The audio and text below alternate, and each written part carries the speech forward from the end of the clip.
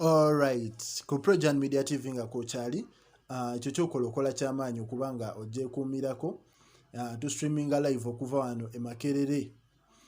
Abantu bafe ab'e Dubai, Saudi Arabia, Qatar, yonna gy'oli gwe gye weekomitingira okubanga olaba Projan Media TV tugamba okola kyamaanyi. Kakinina nkulaba kwoli, Josephine Nakayima, bambi kyemukola kyamaanyi okuba ku Projan. Waliwo Joy, Rahuma Shiba, waliwo Anet Najingo, twina Princess Adora.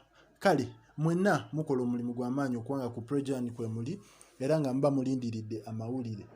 Yes, onaku olwaleero munzikirize mbongere eggulire erya mwana muwala. Kale gano amawulire ga ssanyu. Mwana muwala gwe bayita Cindy Sanyu, osegeera Cindy Sanyu alina concert nga concert ye eriyo wano ku Saturday. Agenda batukuba omuziki mu Bumpate. Naye ekyewuunyisa kiri nti Cindy alina interview gye yakolako emabegako awo ng'agamba anoonyeza mwana muwala Jackie Chandiru okusobola okubaawo ku concert ye. Babe nga bakikuba nga Bluth we yali naye tasobodde kola ki mufuna, era rehearsals adda azikola ne mwana muwala Lilian Mbabazi. Naye amawulire ge twakafuna galaga nti Jackie Chandiru yakomyewo era mwali mu ggwanga.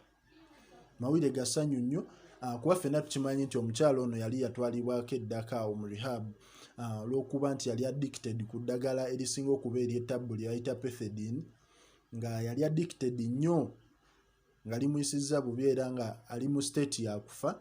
Naye twebaza Katonda nti yatereera era nga mulamu bulungi. So emabegako awo yagendako mu USA agezeeko kyusa ku bulamu bwe.